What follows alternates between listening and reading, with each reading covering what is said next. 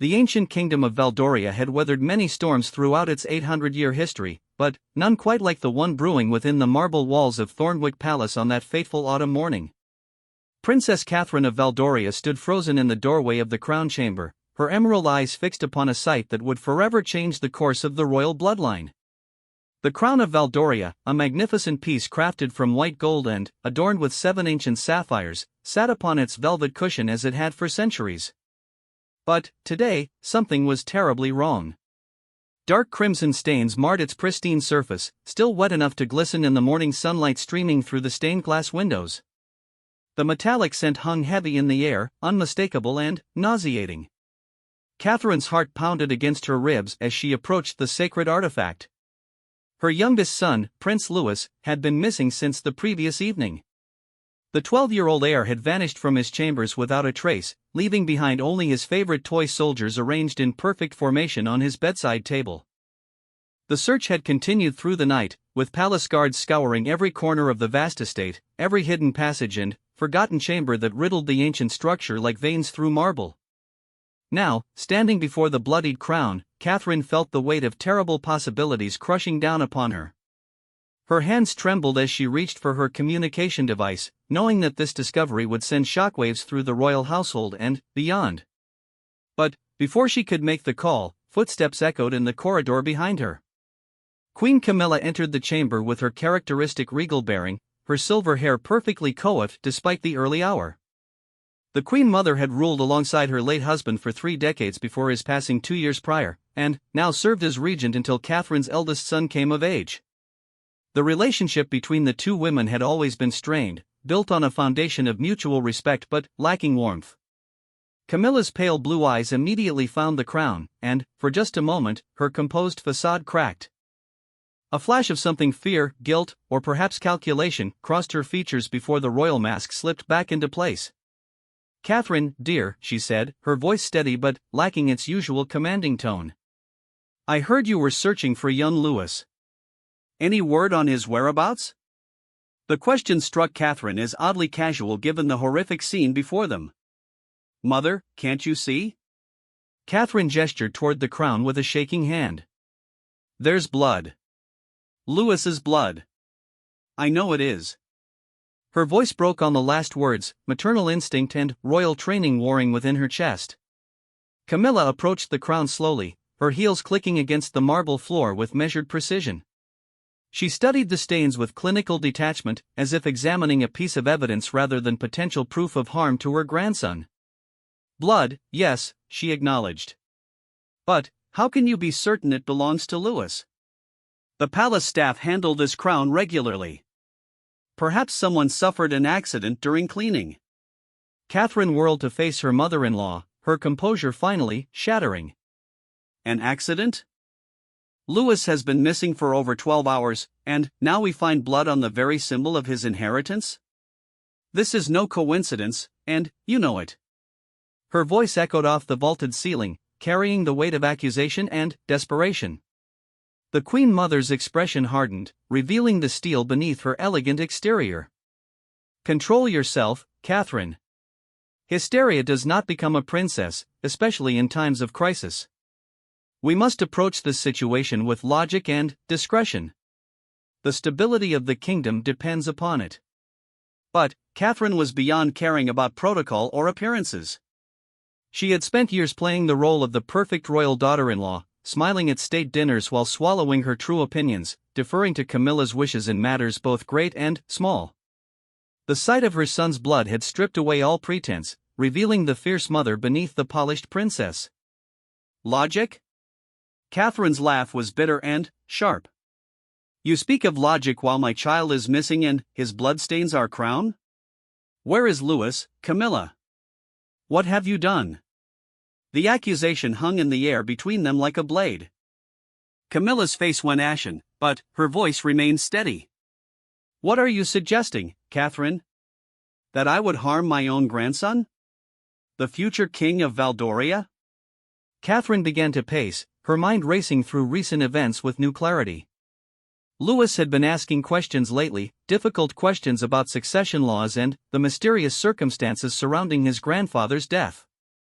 The boy was intelligent beyond his years, with a curiosity that sometimes proved inconvenient for those with secrets to hide. He's been asking about the old records, hasn't he? Catherine said, stopping abruptly to face Camilla. About his grandfather's final days. About the changes made to the succession laws just weeks before the king's death. Changes that weren't made public until after the funeral. Camilla's silence spoke volumes. The constitutional amendments had been a source of controversy among royal scholars, though the general public remained largely unaware of their significance. The modifications had subtly shifted power structures within the monarchy, granting the regent broader authority and extending the regency period indefinitely under certain circumstances. Louis discovered something, didn't he? Catherine pressed on, her voice gaining strength. Something that threatened your position. Something worth silencing him for. The Queen Mother moved to the window, her silhouette stark against the morning light. When she finally spoke, her voice carried the weight of years and the burden of terrible choices. You have no idea what you're speaking of, Catherine. The responsibilities that come with protecting this crown, this kingdom. Sometimes difficult decisions must be made for the greater good. Catherine felt ice form in her veins. So you admit it. You've done something to Louis. Camilla turned back to face her, and, for the first time in all their years of acquaintance, Catherine saw genuine emotion in the older woman's eyes. But, whether it was remorse, fear, or something darker entirely, she could not tell. I've done what was necessary, Camilla said quietly. As I always have. As any true guardian of the crown must do when threatened. The admission struck Catherine like a physical blow. Her legs nearly buckled as the full weight of betrayal crashed over her. The woman she had called mother for 15 years, who had guided her through the complexities of royal life, who had held her newborn children in her arms, had harmed her son. Where is he? Catherine's voice was barely a whisper, but it carried more menace than any scream. Where is my son? Camilla straightened to her full height, every inch the imperious queen. That is not your concern any longer, Catherine. You have proven yourself unfit to understand the complexities of royal duty. Your emotional outbursts, your inability to see beyond your maternal instincts to the broader picture, these weaknesses make you unsuitable as a guardian of Valdoria's future. Catherine stared at her mother-in-law in disbelief. You're speaking of my child. Your grandson. The heir to the throne you claim to protect. I'm speaking of the kingdom that transcends any individual life, Camilla replied coldly. Even royal ones. Especially royal ones, when they threaten the stability we've worked so hard to maintain. The conversation was interrupted by the sound of urgent footsteps in the corridor. Captain Marcus Thornfield, head of the Royal Guard, appeared in the doorway, his usually pristine uniform disheveled and his face grave. He had served the royal family for 20 years, rising through the ranks on merit and unwavering loyalty. Your Majesties, he said, offering a perfunctory bow. We've discovered something in the old chapel ruins. You need to come immediately. Catherine's heart stopped. The ruined chapel sat at the far edge of the palace grounds, a remnant of the original castle that had stood on this site centuries ago. It had been abandoned for decades, used only occasionally for historical tours and romantic photographs. But Catherine knew Louis loved exploring the ancient stones, fascinated by the stories they told of Valdoria's past. What did you find? Catherine managed to ask, though she dreaded the answer. Captain Thornfield glanced uncertainly between the two women, clearly sensing the tension in the room. More blood, Your Highness. And signs of a struggle. We also found. He hesitated, reaching into his pocket and withdrawing a small object wrapped in cloth. Catherine's breath caught as he unwrapped it to reveal Louis's signet ring, the one he'd received on his 10th birthday and worn proudly every day since. The gold band was stained with the same dark substance that marred the crown. Camilla stepped forward to examine the ring, her face impassive. This proves nothing definitive, she said calmly. The boy could have lost it during play. Children are careless with their possessions. But Catherine had heard enough. She lunged forward, her hands closing around Camilla's throat before anyone could react. "What did you do to him?" she screamed, her carefully maintained royal composure completely shattered. "What did you do to my baby?" Captain Thornfield moved quickly to separate them, his strong hands gently but firmly pulling Catherine away. "Your Highness, please. This won't help Prince Louis." Catherine allowed herself to be restrained, but her eyes never left Camilla's face. The Queen Mother was massaging her throat, her own carefully maintained mask finally slipping to reveal something cold and calculating beneath. "Search the ruins," Catherine commanded, her voice hoarse but authoritative. "Every stone, every shadow. Find my son." "Already underway, Your Highness," the captain assured her. "We have teams combing every inch of the grounds. If Prince Louis is here, we'll find him."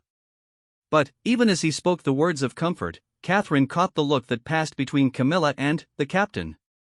It was brief, barely a moment, but she saw it clearly. And, in that instant, she realized that the conspiracy might run deeper than she had imagined. The betrayal might extend beyond her mother-in-law to include others she had trusted with her family's safety. As the three of them made their way toward the ancient chapel ruins, Catherine's mind raced with new possibilities and darker fears. If Captain Thornfield was involved, how many others in the palace might be complicit? How long had this plot been in motion, and how far would they go to protect their secrets? The morning sun climbed higher in the sky, casting long shadows across the palace grounds as they walked. But, for Catherine, the world had already plunged into darkness. Her son was missing, possibly dead, and she was surrounded by people she could no longer trust. The crown that had been her family's pride and protection had become a symbol of betrayal, stained with the blood of innocence. As they approached the ruins, Catherine made a silent vow. No matter what it took, no matter who she had to destroy in the process, she would find Louis and she would make those responsible pay. The game of royal politics had claimed her son, but she would not let it claim her as well. The mother in her had awakened, and she was far more dangerous than any queen. Second part. The ruins of the old chapel stood like broken teeth against the morning sky, their ancient stones weathered by centuries of Valdorian winters. Catherine followed Captain Thornfield and Queen Camilla down the winding path, her heart hammering against her ribs with each step. The closer they came to the ruins, the more pronounced the signs of disturbance became. Fresh footprints in the soft earth, broken branches, and, most ominously, dark stains on the pale limestone blocks that had once formed the chapel's foundation. Dr. Helena Voss, the palace's chief medical officer, was already kneeling beside one of the larger bloodstains when they arrived. A woman in her 50s with prematurely gray hair and intelligent brown eyes, she had served the royal family for over a decade and had earned Catherine's trust through her discretion and competence. She looked up as they approached, her expression grim. "The blood is fresh," she said without preamble. "No more than 8 hours old. And there's quite a lot of it." She gestured to several stains scattered across the ruins. "Whatever happened here, it involved significant trauma." Catherine felt her knees weaken, but she forced herself to remain upright. "How much blood? Could someone survive losing that amount?" Dr. Voss hesitated, glancing at Queen Camilla before answering. "It's difficult to say without knowing the victim's size and constitution. But, for a child..." She trailed off, leaving the implications hanging in the air. Camilla stepped forward, her voice carefully neutral. "Doctor, surely you're not suggesting that Prince Louis is dead based on bloodstains alone? Without a body, such conclusions are premature." The exchange struck Catherine as rehearsed, too smooth for a genuine reaction to devastating news. She studied her mother-in-law's face, searching for any crack in the composed facade. "You seem remarkably calm for someone whose grandson might be dying," she observed coldly. "Panic serves no purpose," Camilla replied. "We must remain rational and thorough in our investigation." "Doctor, is there anything else you can tell us about these stains?" Dr. Voss stood, brushing dirt from her knees. "The pattern suggests the victim was moved after the initial trauma. See here," she pointed to drag marks in the earth leading away from the main blood pool. Someone or something was pulled toward the old crypt entrance. Catherine's blood ran cold. The crypt beneath the ruined chapel was part of the original castle's foundation, a maze of tunnels and chambers that had been sealed off years ago due to safety concerns. If Lewis had been taken down there, injured and bleeding, his chances of survival dropped dramatically. Captain Thornfield was already calling for additional men and equipment. "We'll need torches, rope, and medical supplies," he barked into his radio. "And contact the structural engineer. I want to know if those tunnels are stable enough for a rescue operation." As they waited for reinforcements, Catherine found herself studying the people around her with new eyes. Captain Thornfield's efficiency seemed genuine, but she couldn't forget the look that had passed between him and Camilla earlier. Dr. Voss appeared professionally concerned, but she had also hesitated before answering Catherine's questions about survival rates. "How long have you known?" Catherine asked suddenly, her voice cutting through the organized chaos of the rescue preparation. Camilla turned to face her, perfectly composed. "Known what, dear? Don't play games with me. You knew about the blood on the crown before I showed it to you. You weren't surprised by any of this." Catherine gestured toward the ruins. "So I'll ask again, how long have you known my son was in danger?" The Queen Mother was silent for a long moment, her pale eyes studying Catherine with calculating intensity. When she finally spoke, her words were chosen with care. "I've known for some time that Lewis was asking questions that could prove problematic. But I hoped we could resolve the situation without any unpleasantness." "Unpleasantness?" Catherine's voice rose dangerously. "My son is missing and possibly bleeding to death in a medieval crypt, and you call it unpleasantness?"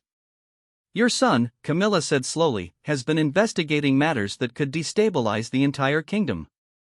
His curiosity about certain historical documents, his questions about the circumstances of his grandfather's death, these inquiries have attracted the attention of people who prefer such secrets remain buried." Catherine felt pieces of a terrible puzzle clicking into place. What kind of people? What secrets? Before Camilla could answer, shouts erupted from near the crypt entrance.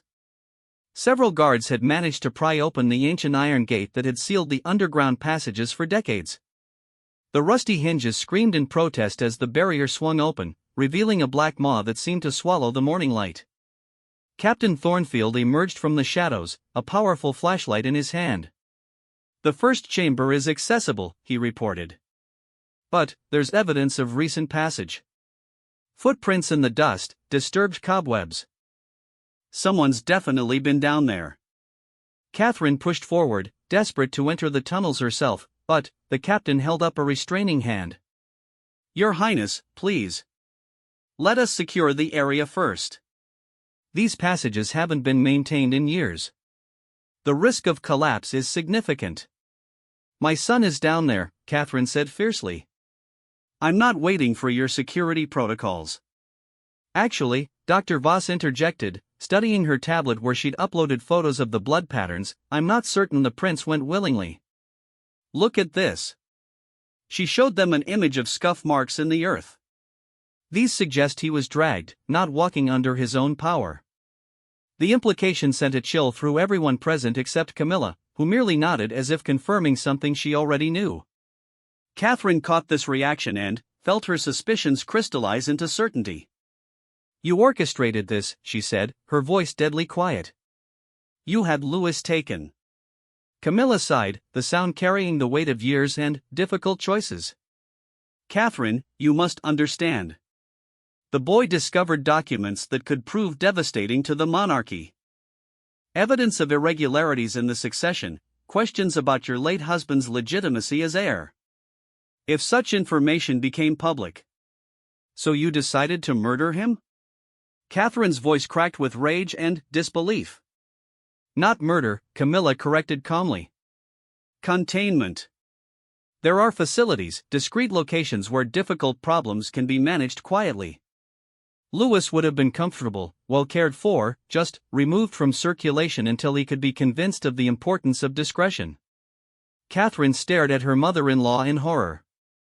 The clinical way she spoke of kidnapping a 12-year-old child, of treating him like a political problem to be solved rather than a beloved grandson, revealed depths of cold calculation that Catherine had never imagined. "But something went wrong," Catherine said, understanding flooding through her. that's why there's blood.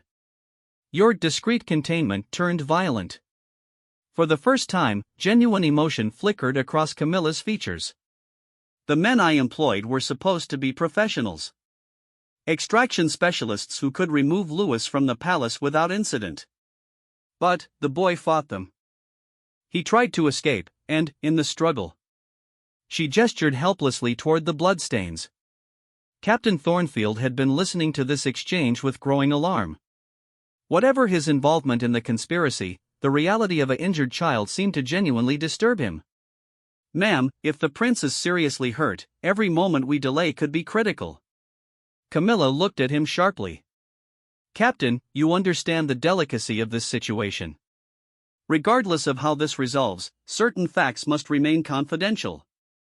The stability of the kingdom depends upon it. But Catherine had heard enough. She pushed past the captain and plunged into the dark opening of the crypt, her maternal instinct overriding all concerns for safety or protocol. Behind her, she heard Camilla calling for the guards to stop her, but she was already disappearing into the shadows. The tunnel was narrow and low, forcing Catherine to duck as she moved forward. Her phone's flashlight beam cut through the darkness, revealing stone walls slick with moisture and centuries of accumulated grime. The air was thick and stale, carrying the smell of decay and something else, something metallic and fresh. She followed the main passage for what felt like hours but was probably only minutes, her heart pounding so loudly she could barely hear her own footsteps. Side chambers branched off from the main tunnel, dark openings that seemed to breathe with menace. But the trail of disturbed dust and occasional drops of blood led her steadily forward. The tunnel opened suddenly, into a larger chamber, and Catherine's flashlight beam fell upon a sight that made her scream. Louis was there, slumped against the far wall, his shirt torn and stained with blood. His young face was pale as marble, his eyes closed, but she could see the shallow rise and fall of his chest. Louis! She rushed to his side, dropping to her knees beside him. His injuries appeared to be on his arms and chest, defensive wounds that suggested he had indeed fought his attackers. But he was breathing, and when she touched his face, his eyelids fluttered. Mama? His voice was barely a whisper, but it was the most beautiful sound Catherine had ever heard. I'm here, baby. I'm here. You're going to be okay. She was crying now, relief and rage warring in her chest. Can you tell me what happened? Who did this to you? Louis's eyes opened fully, focusing on her face with difficulty. Men came to my room. They said grandmother needed to see me. But when we got here, they tried to tie me up. I fought them, and one of them had a knife. Catherine's blood ran cold. Where are they now? Gone, Louis whispered. They heard someone coming and ran. Left me here. His young voice was full of confusion and hurt. Mama, why would grandmother want to hurt me? Before Catherine could answer, footsteps echoed in the tunnel behind them. She turned to see lights approaching, Captain Thornfield and his men, followed by Dr. Voss with her medical kit. But there was no sign of Queen Camilla. Thank God, Dr. Voss breathed, rushing to examine Louis. How bad is it, Your Highness? Cuts and bruises, mostly, Catherine replied, though she kept her arms protectively around her son. But he's lost blood, and he's been down here for hours. As Dr. Voss worked to stabilize Louis for transport, Catherine's mind raced ahead to what would come next. Camilla had essentially confessed to orchestrating the kidnapping, but she was the Queen Mother, regent of the realm. How could Catherine prove what had happened without destabilizing the entire monarchy? Captain Thornfield, she said quietly, I need to know where your loyalties lie. Are you part of this conspiracy, or can I trust you to help me protect my son? The older man met her gaze steadily. Your Highness, I've served this family for 20 years. Whatever Queen Camilla may have involved me in, I never agreed to harm a child. The prince's safety is my primary concern. Catherine studied his face in the dim light, trying to read the truth behind his words. She would have to make a decision about whom to trust, and that decision could determine not only Louis's safety but the future of the kingdom itself. As they prepared to carry Louis back to the surface, Catherine made her choice. The game of royal politics had nearly cost her son his life, but now she understood the rules. And she intended to win. Third part. The journey back to the palace felt like a lifetime to Catherine as she rode in the ambulance with Louis, holding his hand while Dr. Voss monitored his vital signs. The immediate crisis was over, her son was alive, conscious, and his injuries, while serious, were not life-threatening. But, as the adrenaline of the rescue began to fade, Catherine's mind turned to the larger problem that awaited her back at Thornwick Palace. Queen Camilla had orchestrated the kidnapping of her own grandson to protect state secrets, and now Catherine had to decide how to respond. The evidence was largely circumstantial. Camilla's own admissions, made in the heat of the moment, could easily be denied or reframed. The Queen Mother's position gave her enormous influence over official investigations, and Catherine realized she was walking into a trap that had been years in the making. As they pulled into the palace's private medical wing, Catherine was surprised to see the level of activity awaiting them. News of Prince Louis's rescue had already spread through the royal household, and dozens of staff members lined the corridors, their faces showing genuine relief and concern. But Catherine noticed something else in their expressions: fear. The kind of fear that suggested they knew more about the morning's events than they were letting on. Dr. Voss supervised Louis's transfer to a private room in the medical wing, a sterile but comfortable space that had been designed specifically for treating members of the royal family with maximum privacy and security. As medical technicians worked to clean and dress Louis's wounds properly, Catherine found herself studying everyone who entered the room, wondering which of them might be reporting back to Camilla. "Mama," Louis said softly, drawing her attention back to him. "I need to tell you something important. About what I found in grandfather's papers." Catherine glanced around the room, noting the various staff members within earshot. "Not here, sweetheart. Later, when we're alone." But Louis gripped her hand tighter. "No, it has to be now. They tried to kill me for it. You need to know in case something happens to me again." The gravity in her 12-year-old son's voice chilled Catherine to the bone. She leaned closer to him, speaking in a whisper. "What did you discover?" "Grandfather didn't die of natural causes," Louis said, his young voice steady despite the magnitude of his words. "I found the real medical reports hidden in his personal safe. Someone poisoned him, and grandmother covered it up." Catherine felt the world tilt around her. Her late husband's father, King Edmund, had died 2 years earlier of what was officially reported as heart failure. The death had been sudden but not entirely unexpected, given his age and history of cardiac issues. But if Louis was right, if it had been murder. "How can you be sure?" she whispered. Louis reached under his pillow with his uninjured hand and withdrew a folded document, somehow preserved despite his ordeal. Dr. Morrison, the king's personal physician, wrote a secret report. He found traces of digitalis in grandfather's blood enough to trigger a fatal heart attack. But the official autopsy was performed by someone else, someone who reported natural causes. Catherine unfolded the document with trembling hands. Even in the medical wing's bright lights, she could see it was genuine. Dr. Morrison's letterhead, his signature, and his detailed analysis of King Edmund's final blood work. The levels of digitalis were indeed sufficient to cause death in a man with existing heart conditions. "Where did you find this?" she asked. "In grandfather's private study, behind a loose stone in the fireplace. There are other papers there too, evidence that grandmother has been systematically eliminating anyone who threatened her control of the regency." Before Catherine could respond, the door to the medical room opened and Queen Camilla entered, flanked by 2 of her personal guards. Her silver hair was perfectly arranged despite the morning's chaos, and her expression was one of concerned grandmother rather than political conspirator. "My dear Louis," she said, approaching the bed with apparent warmth. "Thank goodness you're safe. We were all so worried." Catherine instinctively moved to shield her son, but Camilla continued as if nothing had transpired between them at the ruins. "Catherine, you look exhausted. Why don't you rest while Louis recovers? I'll stay with him to ensure he has everything he needs." The audacity of the suggestion left Catherine momentarily speechless. After confessing to orchestrating Louis's kidnapping, Camilla was now offering to guard him personally. It was either supreme confidence in her ability to control the narrative or a sign that she considered Catherine too weak to pose a real threat. "I'm not leaving my son," Catherine said firmly. "And neither are you coming anywhere near him again." Camilla's mask slipped slightly, revealing a flash of irritation.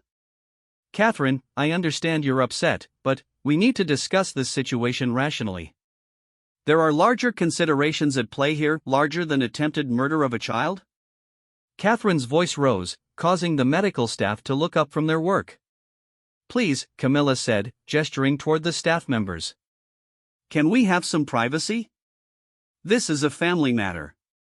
Dr. Voss looked between the two women uncertainly. "Your Majesties, Prince Louis needs rest." "Perhaps this conversation could wait." "No," Louis interrupted, his young voice carrying surprising authority. "Dr. Voss, you need to hear this too. Everyone needs to know what kind of person she really is." Camilla's composure cracked further. "Louis, you're confused and injured. You don't understand the complexities of royal governance." "I understand murder," Louis said clearly. "And I understand that you killed my grandfather and tried to have me killed to cover it up." The words fell like bombs in the quiet medical room. Dr. Voss dropped the clipboard she was holding, and the two guards shifted uncomfortably behind their queen. Camilla's face went white, then flushed red with anger. "You insolent child," she hissed, her royal facade finally crumbling completely. "You have no idea what you're dealing with. The sacrifices I've made, the difficult decisions required to keep this kingdom stable by murdering family members?" Catherine stood to face her mother-in-law directly. "By terrorizing children? What kind of stability is built on that foundation?" Camilla drew herself to her full height, and, when she spoke, her voice carried the cold authority of absolute power. "The kind that has kept Valdoria peaceful and prosperous for decades. Your husband's father was weak, willing to make concessions that would have destroyed everything we built. And now his grandson shows the same dangerous idealism." Catherine felt pieces of the conspiracy falling into place. "How many others have you eliminated? How many accidents and natural deaths were actually murder?" Camilla's smile was thin and cruel. "As many as necessary. The crown requires strong hands to guide it, not the gentle touch of weak-willed sentimentalists." Dr. Voss had recovered from her initial shock and was now listening with growing horror. "Your Majesty, are you confessing to multiple murders?" "I'm explaining the realities of power to naive civilians," Camilla replied coldly. "But this conversation has gone on long enough. Captain Richards," she called to one of her guards, "escort Princess Catherine from this room. She's clearly suffering from emotional distress and needs sedation."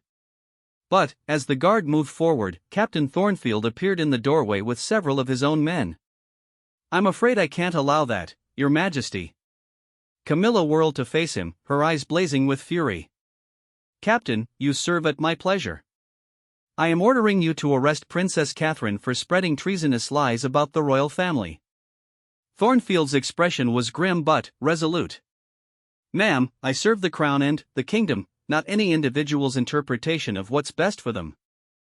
And, based on what I've heard here today, I believe Prince Louis and Princess Catherine are telling the truth." The standoff in the medical room was tense and dangerous. Camilla still commanded significant loyalty within the palace, and her personal guards were clearly prepared to follow her orders regardless of their legality. But Thornfield's men outnumbered them, and, more importantly, word of the confrontation was already spreading through the medical wing.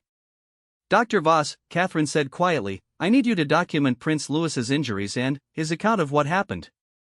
Everything he's told us needs to be officially recorded." The doctor nodded, already reaching for her digital recorder. "Of course, Your Highness." Camilla realized that the situation was slipping beyond her control. The careful conspiracy she had maintained for years was unraveling in real time, and there were too many witnesses to silence them all. Her next move would determine whether she could salvage her position or whether the entire structure of power she had built would come crashing down. "You fools," she said, her voice carrying a mixture of rage and desperation. "You have no idea what forces you're unleashing. The stability of Valdoria, the peace we've maintained, it will all crumble if these lies are allowed to spread. They're not lies, Louis said from his hospital bed, his young voice cutting through the adult arguments with startling clarity. And, even if telling the truth destroys the kingdom, it's better than living a lie built on murder. Catherine felt a surge of pride in her son's courage, but also a growing fear for what his honesty might cost them all. Camilla was right about one thing: exposing the extent of her crimes would indeed shake the kingdom to its foundations. The revelation that the Queen Mother had been systematically murdering family members to maintain control would destroy public trust in the monarchy itself. But, as Catherine looked at her injured son, his face pale but determined, she realized that some prices were worth paying. The crown that had been passed down through generations of her family was stained with blood, and it would take more than cleaning to restore its honor. The confrontation in the medical room was interrupted by the arrival of Lady Margaret Ashford, the palace's chief of protocol and one of the most respected figures in the royal household. At 70 years old, she had served 4 generations of monarchs and commanded respect from all factions within the palace. "Your Majesties," she said, her voice carrying the authority of decades of experience. "I'm afraid word of this morning's events has reached the Prime Minister's office. He's requesting an immediate audience with the senior royals to discuss the situation." Catherine realized that the crisis was about to expand beyond the walls of Thornwick Palace. Once the government became involved, there would be no containing the scandal. The truth about Camilla's crimes would inevitably become public, with consequences that would ripple through every aspect of Valdorian society. But, as she looked at her son, still weak from his ordeal but showing remarkable strength in the face of danger, Catherine made her decision. Whatever the cost to the monarchy, whatever chaos might follow, Louis deserved to live in a world where truth mattered more than political convenience. The game was no longer just about royal succession or palace intrigue. It had become a battle for the soul of the kingdom itself. Fourth part: the emergency session convened in the Grand Council chamber 3 hours after Prime Minister Harrison Webb received word of the crisis at Thornwick Palace. Catherine had insisted on attending despite Dr. Voss's recommendation that she rest, while Louis remained under guard in the medical wing with Captain Thornfield personally overseeing his security. The circular chamber, with its ancient oak table and portraits of past monarchs, had witnessed many crucial moments in Valdorian history, but none quite like this. Prime Minister Webb, a pragmatic man in his 60s who had guided the kingdom through economic crises and natural disasters, looked haggard as he reviewed the preliminary reports. Beside him sat Attorney General Sarah Chen, whose sharp legal mind would be crucial in determining how to proceed with what appeared to be evidence of high treason within the royal family itself. Queen Camilla entered the chamber flanked by her personal legal counsel, Lord Justice Pemberton, a man whose loyalty to the crown was matched only by his skill at finding legal loopholes. She had changed into formal court attire, projecting an image of dignity and authority despite the morning's revelations. To outside observers, she appeared to be the wounded party rather than the accused. Catherine sat across from her mother-in-law, Dr. Morrison's hidden report and Louis's testimony weighing heavily on her mind. She had spent the previous hour with Lady Ashford, reviewing the constitutional procedures for addressing crimes committed by senior royals. The legal landscape was complex and largely untested. No Queen Mother had ever been formally accused of murdering a king. "Before we begin," Prime Minister Webb said, his voice grave, "I want to ensure everyone understands the gravity of this situation. We are discussing allegations that could fundamentally alter the structure of our government and the monarchy itself. Every word spoken here today will have consequences that extend far beyond this room." Attorney General Chen opened her tablet and began reading from her notes. "Based on preliminary interviews with palace staff and the medical team treating Prince Louis, we have the following allegations: conspiracy to kidnap a member of the royal family, conspiracy to commit murder, and potentially regicide in the death of King Edmund 2 years ago." Camilla's lawyer immediately objected. "Attorney General, those are precisely that allegations. Unsubstantiated claims made by a traumatized child and his emotionally distraught mother.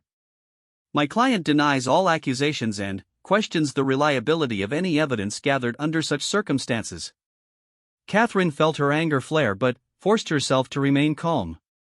"Lord Pemberton, my son nearly died because of your client's actions. His testimony is neither unreliable nor fabricated. Princess Catherine, Webb interjected gently, let's proceed systematically.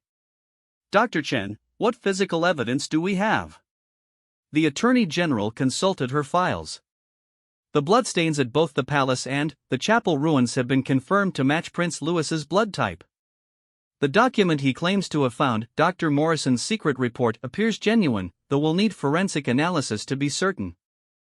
Most significantly, we have recorded statements from multiple witnesses who heard Queen Camilla's admissions in the medical wing. Lord Pemberton leaned forward. Alleged admissions made under extreme stress, possibly taken out of context. My client was naturally upset about her grandson's disappearance and may have misspoken in her distress. Camilla herself had remained silent throughout this exchange, but now she spoke with measured calm. Prime Minister, I understand that these allegations must be investigated, but we must also consider the broader implications. If these baseless accusations are allowed to spread, they will undermine public confidence in the monarchy at a time when Valdoria faces significant economic and social challenges. Catherine watched her mother-in-law's performance with grudging admiration. Even caught in an increasingly inescapable web of evidence, Camilla was attempting to frame herself as the victim of a political witch hunt rather than a criminal conspiracy. Your Majesty, Attorney General Chen said respectfully, while we appreciate concerns about public stability, we cannot allow those concerns to interfere with a proper investigation. If crimes have been committed, they must be prosecuted regardless of the perpetrator's status. Lady Ashford, who had been silently taking notes, cleared her throat. If I may, there is also the constitutional question of regency powers. If Queen Camilla is found to have obtained her position through illegal means, particularly through the murder of King Edmund, then her authority as regent becomes null and void. This would trigger an immediate succession crisis. The implications hung heavy in the air. Prince Louis was still a minor, requiring a regent until his majority. Catherine, as his mother, would be the logical choice, but she lacked the constitutional training and political connections that effective regency required. The vacuum of power could destabilize the entire kingdom. Prime Minister Webb rubbed his temples, clearly feeling the weight of the decision before him. We need more information before making any definitive moves. Dr. Chen, I want a full forensic analysis of all evidence, including a thorough investigation of King Edmund's death. This investigation must be completely independent and transparent. Prime Minister, Camilla interjected, surely you're not suggesting that we exhume the late king's remains based on the fantasies of a disturbed child? Catherine's composure finally snapped. Disturbed child? Louis nearly died protecting information that could save this kingdom from your tyranny. Enough, Webb said firmly. Queen Camilla, given the serious nature of these allegations, I'm afraid I must ask you to step down from your regency duties pending the outcome of this investigation. The room fell silent. Camilla's face went through a series of expressions: shock, rage, and, finally, calculation. When she spoke, her voice was dangerously quiet. Prime Minister, you forget yourself. I am the Queen Mother, regent of this realm by constitutional right. You have no authority to remove me from my position. Actually, Attorney General Chen said, consulting her constitutional law references, Article 15 of the Regency Act allows for temporary suspension of regency powers when the regent is under investigation for crimes against the crown. The Prime Minister does have the authority to invoke this provision. Lord Pemberton was already on his feet. We'll challenge this in the Constitutional Court immediately. This is a politically motivated attack on the monarchy itself. But Catherine could see that Camilla was calculating rapidly, weighing her options and the strength of her remaining allies. The Queen Mother was many things, but she was not stupid. She had to realize that her position was becoming untenable. Very well, Camilla said suddenly, her voice carrying imperial dignity. If this is what the government requires, I will temporarily step aside. But I want it clearly noted that I do so under protest and maintain my complete innocence of all charges. The concession surprised everyone in the room, including Catherine. She had expected Camilla to fight the suspension more vigorously, which suggested her mother-in-law had other plans in motion. Prime Minister Webb looked relieved. Thank you, Your Majesty. This will allow the investigation to proceed without conflicts of interest. In the interim, we'll need to establish temporary governance arrangements. Princess Catherine should serve as regent pro tempore, Lady Ashford suggested. She's the mother of the heir and has constitutional standing. Catherine felt a wave of panic. She had never wanted political power, preferring to focus on charitable work and raising her children. The prospect of managing a kingdom in crisis, while simultaneously protecting her family from further threats, seemed overwhelming. "I accept the responsibility," she said quietly, "but only temporarily, and only to ensure Louis's safety and the completion of this investigation."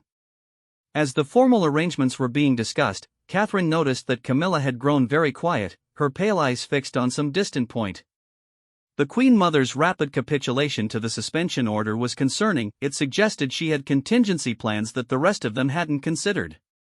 Dr. Chen was outlining the investigative timeline when her phone buzzed urgently. She glanced at it and her face paled.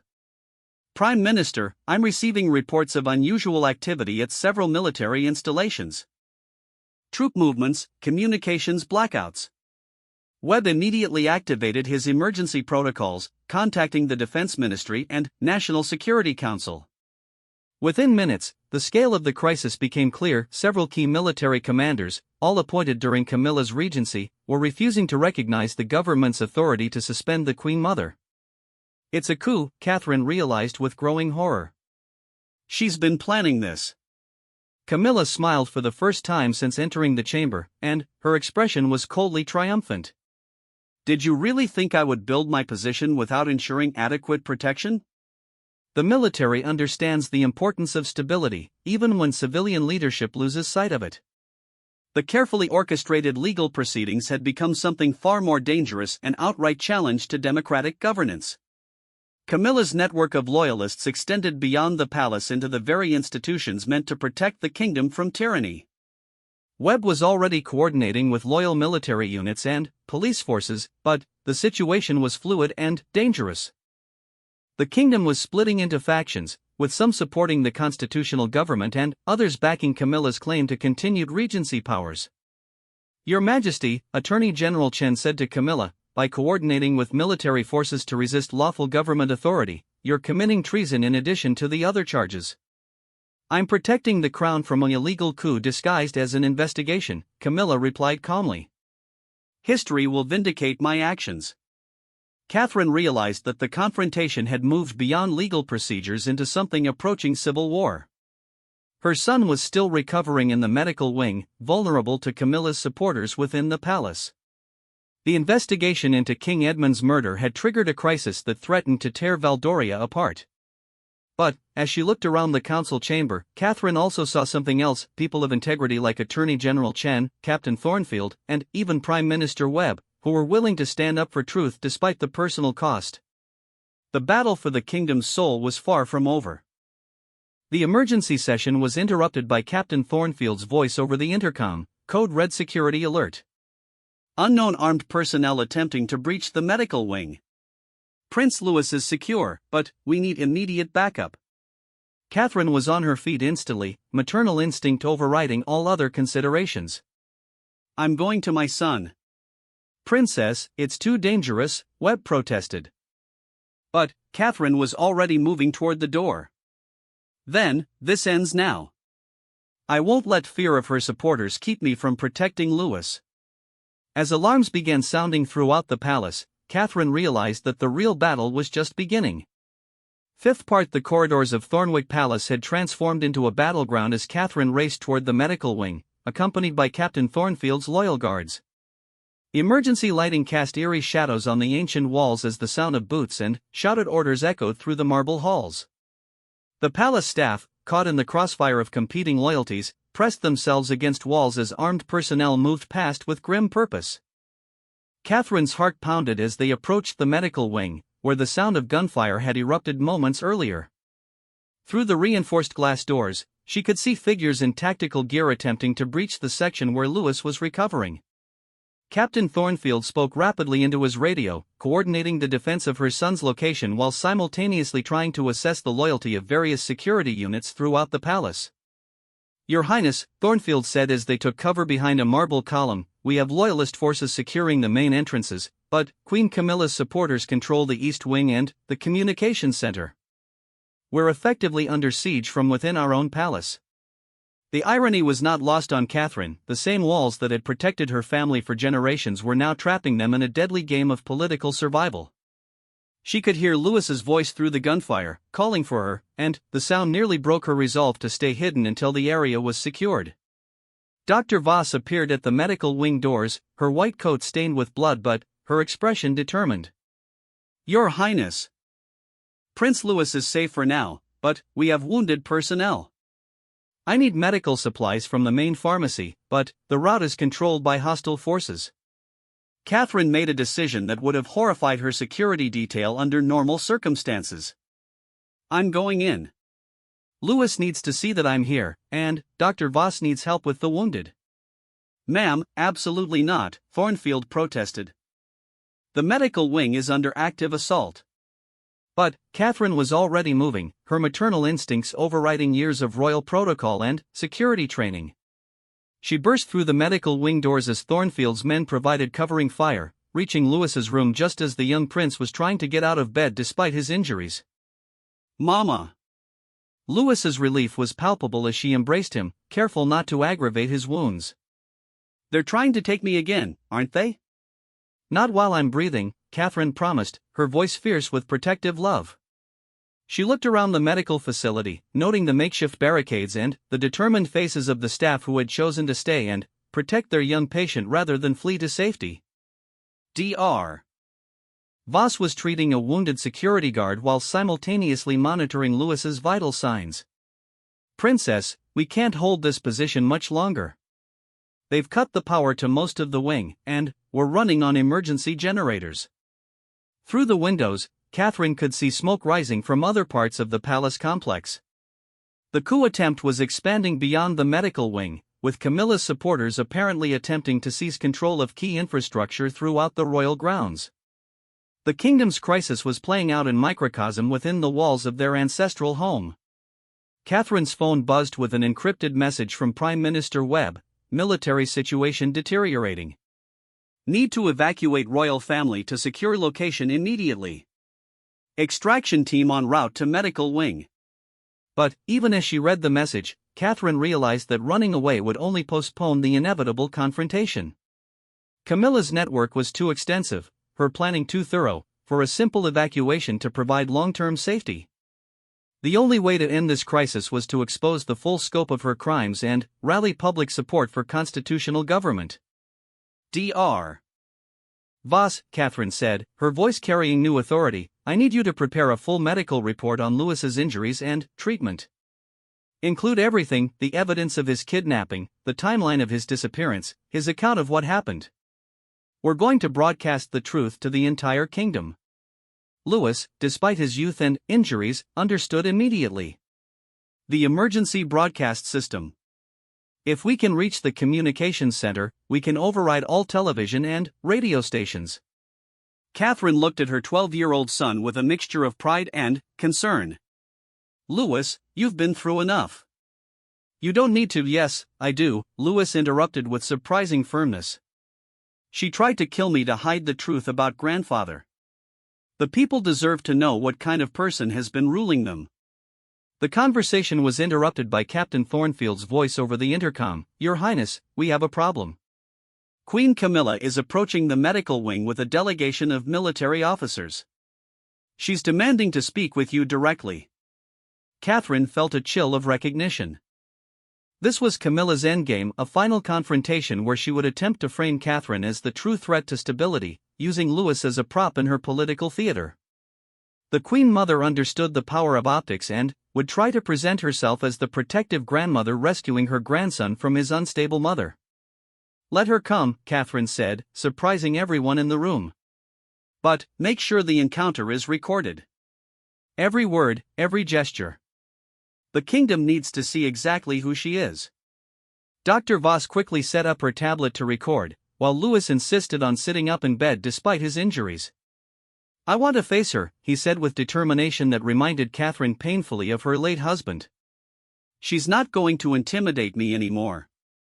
The medical wing doors opened to admit Queen Camilla, flanked by Colonel Harrison Blackwood and Major Diana Sterling, two of the military officers whose loyalty she had cultivated during her regency. Camilla had changed into her most formal regalia, projecting an image of legitimate royal authority, but Catherine could see the calculation behind her composed facade. "Catherine, dear," Camilla said, her voice carrying false warmth, "surely we can resolve this situation without further bloodshed. Young Louis has been through enough trauma for one day." "The trauma he experienced because you ordered his kidnapping and attempted murder," Catherine replied coldly, ensuring her words were clearly captured by the recording device. Colonel Blackwood stepped forward. "Your Highness, with respect, Queen Camilla remains the lawfully appointed regent. These allegations against her are politically motivated and threaten the stability of the realm." Louis spoke up from his hospital bed, his young voice carrying surprising authority. "Colonel, she confessed to having my grandfather murdered. She admitted to ordering my kidnapping. How is exposing the truth politically motivated?" Camilla's mask slipped slightly, revealing irritation at her grandson's continued defiance.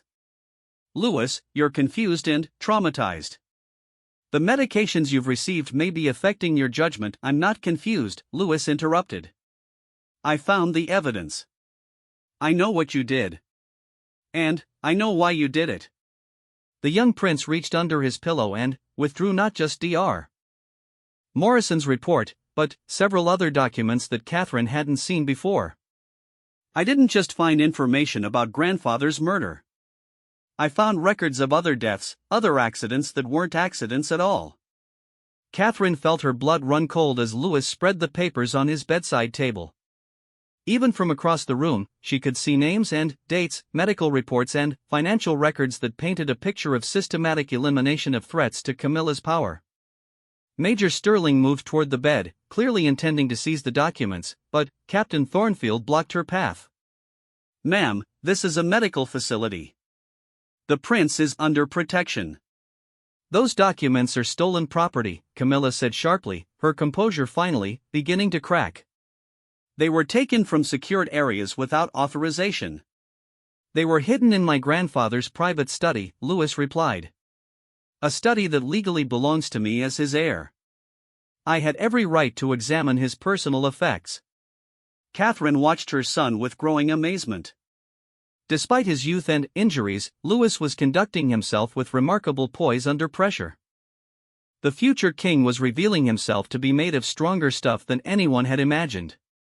But Camilla was far from finished. "Even if these documents are genuine," she said, her voice taking on a more dangerous tone, "they represent matters of state security that a child cannot possibly understand. Sometimes difficult decisions must be made to protect the greater good." "Like murdering family members?" Catherine asked coldly. "Like removing threats to the stability of the monarchy," Camilla replied, finally, abandoning all pretense. "Your husband's father was weak, willing to compromise with Republican elements that would have destroyed everything we built. His death prevented a constitutional crisis that could have ended the monarchy entirely." The admission was captured clearly on Dr. Voss's recording device, but Camilla seemed beyond caring about evidence at this point.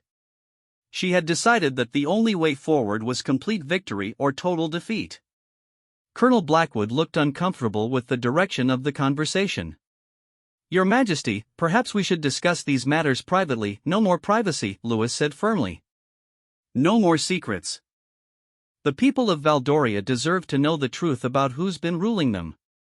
Camilla's face hardened with cold fury. "You insolent child. You have no idea what forces you're unleashing. The stability of this kingdom depends on maintaining certain arrangements. Your grandfather understood this in the end, even if he initially resisted." Catherine realized that Camilla was essentially confessing to coercing King Edmund before murdering him. The scope of her crimes was even broader than they had imagined. But she also realized that her mother-in-law's admissions suggested desperation. The Queen Mother knew her position was untenable and was preparing for a final, desperate gambit. The standoff was broken by the sound of helicopters approaching the palace. Through the windows, they could see military aircraft bearing the insignia of units loyal to the constitutional government. Prime Minister Webb had apparently mobilized forces to retake the palace by force if necessary. Camilla looked toward the windows with grim resignation. So it comes to this. Civil war, bloodshed in the streets, the destruction of everything we've worked to build. She turned back to face Catherine and Louis. This is your legacy, the chaos you've unleashed by refusing to accept necessary sacrifices.